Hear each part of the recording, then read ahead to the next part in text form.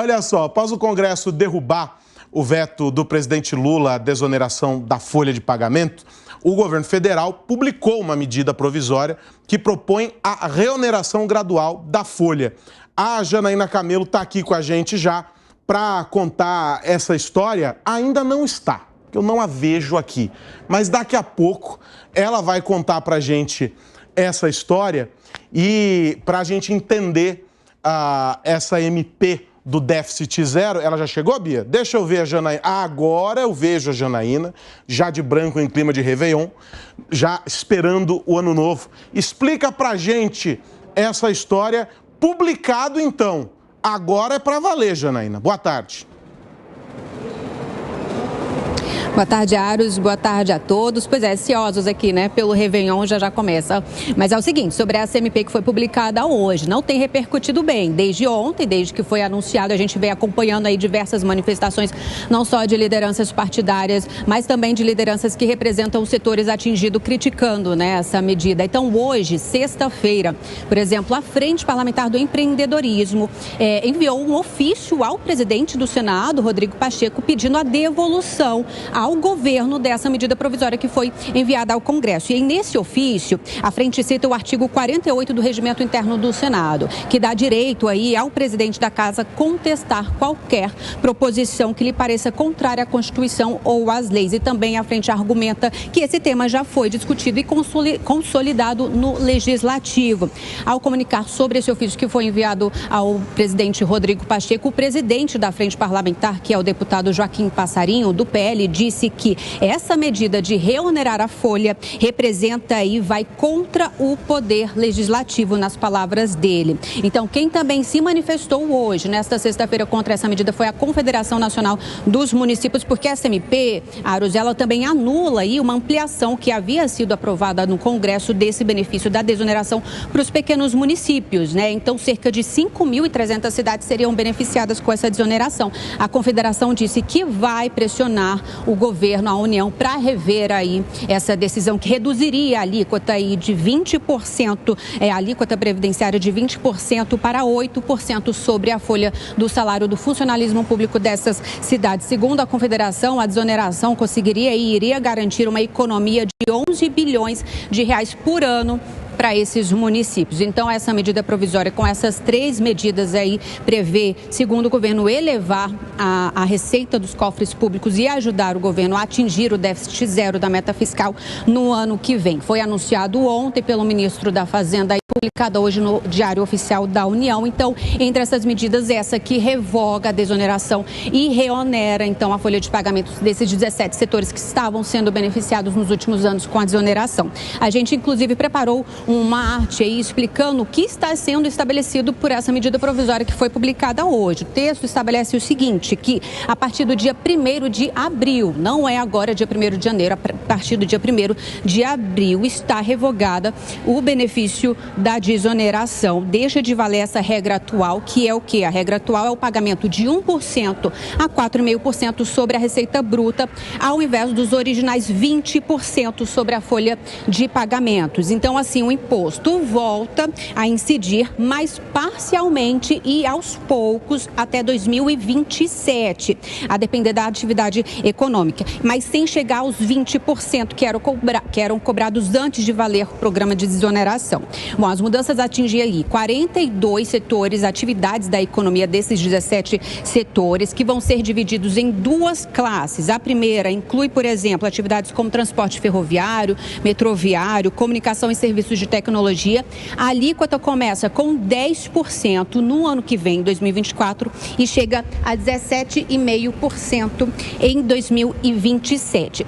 A segunda classe compreende atividades como construção civil, indústria têxtil e mercado editorial, e nesse caso a alíquota começa com 15% em 2024, vai subindo até chegar em 2027 com 18,75%. Lembrando que o texto também prevê a isenção do pagamento da cota patronal para o primeiro salário mínimo dos trabalhadores. Bom, uma das medidas, além da revogação é o fim gradual daquele programa que prevê a isenção também aos setores, às empresas do setor de eventos, do pagamento do imposto de renda e do PIS e COFINS, gradualmente também. E a partir até 2025, o governo espera ver todos esses tributos novamente serem retomados, e isso vai servir para compensar também a perda na arrecadação com a desoneração da folha de pagamentos. A terceira medida da MP é a que muda as regras aí para compensação tributária por decisão judicial, né? Então, empresas com mais de 10 milhões em crédito de impostos que foram pagos indevidamente em anos anteriores terão direito apenas ao ressarcimento de 30% do valor por ano. E aí, com um período de 5 anos máximos, um período máximo de 5 anos para que essa compensação seja toda liquidada. Essa medida, ela já começa a valer no dia 1º agora, dia 1º de janeiro. Então, a medida provisória, só lembrando, ela é de efeito imediato, mas ela ainda precisa ser analisada pelo Congresso Nacional num prazo de 120 dias para começar a valer de fato. Mas isso só a partir de fevereiro. Ela fica congelada agora, esse período fica congelado e começa em fevereiro porque os parlamentares estão de recesso. Então, quando eles voltarem do recesso legislativo em fevereiro, começa a contar esse período de 120 dias. E para tentar aprovar essa medida, o ministro Fernando Haddad, ele já tem planejado aí para o ano que vem uma série de reuniões, não só com lideranças partidárias, mas também dos setores afetados, para tentar aprovar essa medida. Mas, de fato, essas discussões oficialmente só vão iniciar quando o ministro voltar de férias, porque ele está de férias pelas próximas 2 semanas, fora aí das suas funções de ministro, só retorna no próximo dia 12 de janeiro. Aros. Tá certo, Janaína. Obrigado pelas informações. Você continua por aí, daqui a pouco você volta com mais notícias aqui na PAN. Deixa eu voltar. Exibe de novo, por favor, Vitinho, o gráfico para a gente mostrar aqui o do primeiro grupo. É o Giba agora, né? Porque o Vitinho está aprontando. O gráfico com o primeiro grupo. Vamos lá, de novo. Transportes, comunicação, tecnologia da informação. Começa com 10%, vai até 17,5% em 2027, quando atinge o patamar. Então, gradualmente, aí praticamente 2,5% de crescimento até 2027. Vamos com o segundo grupo, então. Só para a gente repassar os números com calma. Indústria têxtil, engenharia civil, mercado editorial. 15% em 24, 18,75% lá em 2027. Eu quero chamar a atenção para o prazo, porque esse foi um ponto ontem, com a nossa convidada da FENINFRA, falando sobre a perspectiva e as dúvidas todas. A MP publicada, está tudo lá bonitinho, a gente já tem os detalhes, a gente já entende, etc. E tal. Eles têm, portanto, 3 meses para se organizar, os setores, claro, e aí a gente sabe que é uma organização importante, porque isso impacta, no fim do dia, no resultado do negócio. Para as empresas se organizarem. Só que o Congresso volta em fevereiro, Fábio Piperno. Um mês antes, portanto, né, mais ou menos, do início desse processo.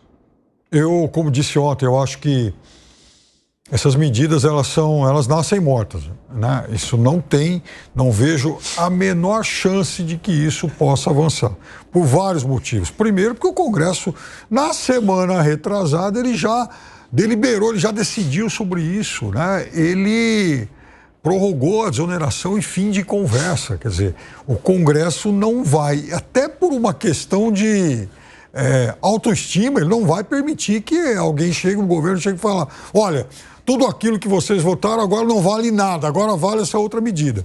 Segundo, haveria uma insegurança jurídica, porque por um certo período, então, a gente ia ter 2 regras para o mesmo tema.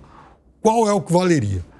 Terceira coisa, e aí para mim é o mais relevante. Eu acho, e disse aqui ontem, que essas medidas, elas são inteligentes. Essas medidas, elas são, aliás, não essas medidas, mas enfim, esse pacote apresentado pelo governo, Eu acho que deveria ter sido apresentado um mês atrás, quando ainda se discutia. E foi perguntado isso para o ministro Haddad ontem, e o ministro falou, bom, mas eu não tive tempo. Eu estava com a reforma tributária, eu estava com o, enfim, MP das apostas, com não sei o quê. Tudo ao mesmo tempo agora? Não dá, ele é um só, Fábio. Ministro, mas aí que está o negócio. Ele é um só, mas o governo, imagino que tenha outros quadros para avaliar esse tipo de mas aí você está querendo demais, né, Fábio Perno? Então é o seguinte, erraram no timing. Isso não tinha que estar sendo apresentado agora. Era um conteúdo para ser oferecido para análise do Congresso um mês atrás. Ou seja, o governo perdeu o compasso, ainda que a proposta seja inteligente. Eu acho que sim, mas agora não vale mais. E o Congresso não tem margem de negociação com o Congresso. A tua aposta é que no retorno do Legislativo... Eu só acho uma coisa, eu só desconfio de uma coisa... Pensei melhor ontem sobre isso. Você refletiu? Refleti. Ele vai para casa e antes de dormir ele repassa os temas do programa. Maravilha. Esse negócio é tão perdido, mas é uma roubada tão grande, só arruma confusão para o governo, mais atrito lá com o Congresso, que eu tenho a impressão que o governo entregou isso aí e fala, tá bom, Congresso, ok, vocês têm razão, vocês acabaram de votar, então eu retiro isso, mas vamos aprovar a história dos eventos. Quer passar só um tópico? Passar um tópico. Dos 3 que foram colocados, ele ganha 1. Eu acho que sim. Não fica no 0 a 0. Mas o de serviços, a leitura que foi feita por alguns é de que o tópico do serviço, vamos partir desse raciocínio do Piperno, é o mais nocivo. Óbvio, a desoneração é tudo. Mas o dos serviços, até pelo compromisso que foi firmado lá atrás, com o quinquênio para que se houvesse a retomada, por mais que os cálculos tenham sido superados, havia um planejamento, uma organização do empresário em relação a esses 5 anos. Que já foi para as cocuias, né, Vilela? Ou seja, prova para começar em 25. Agora, segurança jurídica, né? É uma coisa que a gente não tem no Brasil. Como é que a gente vai ter segurança jurídica se ontem o ministro da Fazenda vai e faz um anúncio de um pacote econômico e hoje, 24 horas depois, nós temos o governo federal desdizendo tudo com uma redação totalmente diferente do texto da MP. Ontem, o que foi colocado, me desculpa, mas não foi colocado nada de que vai começar 1º de abril e tudo mais. Não foi colocado nada disso. Foi colocado textualmente pela equipe econômica. Equipe econômica que disse que analisou, que estudou e tudo mais. Cadê a análise e o estudo que depois de 24 horas foi para as calendas? Outro ponto, o governo bateu dizendo que não podia aceitar a desoneração porque seria uma medida inconstitucional. Agora, o próprio governo está prorrogando essa desoneração até abril. Quer dizer, não deixa de ser uma prorrogação que o próprio governo tinha dito. É inconstitucional. Outra coisa, no campo político, o governo está comprando mais uma briga com o legislativo totalmente desnecessária, tensionando um ambiente que já está tenso demais. Outra coisa, nós temos também o ministro da Fazenda, Fernando Haddad, que foi lá e colocou o seu prestígio em xeque ao anunciar uma proposta e ver essa proposta totalmente refeita no dia seguinte. Então vejamos que é um jogo de bateção de cabeças. O governo federal, nesse episódio, mais uma vez, como tem feito ao longo de todo o ano, ele demonstra uma falta total de planejamento, uma falta total de critérios, uma falta total de diálogo, especialmente com os outros poderes, e é obrigado a ter uma situação como essa que afeta diretamente não somente o quadro político e institucional do país, mas afeta sobremaneira o empresário, o cidadão, aquele que paga imposto, aquele que planeja o seu negócio. E aí, Piperno? Não, então, eu acho que é uma batalha perdida, eu acho que o governo adota uma medida equivocada, eu disse isso ontem em relação... Ontem ele não chegou a especificar as medidas. Ele não deu detalhes. Exatamente, ele falou que ia detalhar hoje, que é isso aí que a gente está vendo. Então, ok, mas o que já tinha vazado ontem me levou a imaginar que realmente, falei, puxa vida, realmente as medidas são tecnicamente boas, mas deveriam ter sido apresentadas um mês atrás. E aí o ministro, no momento lá de sincerocídio, falou, eu não fiz isso porque eu não tive tempo. porque eu estava envolvido com outras preocupações. Ora, se ele não teve tempo, eu imagino que tenha mais gente do governo que pudesse elaborar isso aí. De qualquer forma, agora a Inês é morta, já foi. É mexer com a autoestima do Congresso, pegar, apresentar um negócio desse aí e falar, Congresso, olha, tudo aquilo que vocês decidiram e votaram 15 dias atrás não vale.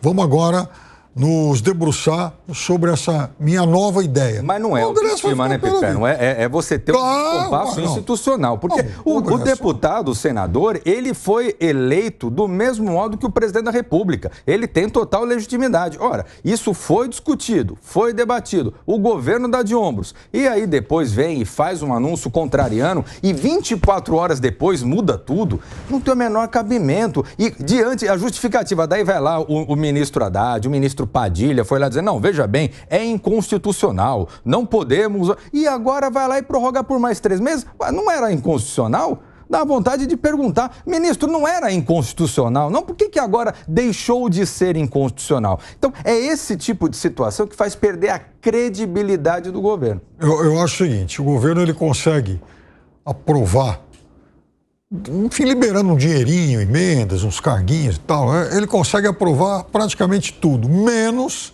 aquilo que o Congresso já tinha resolvido antes. Então, não adianta tentar fazer o Congresso rever decisões dele, porque aí o governo perde. Foi assim no marco temporal, no marco do saneamento, e vai ser assim nessa questão. Vai tomar de goleada. Vai sim.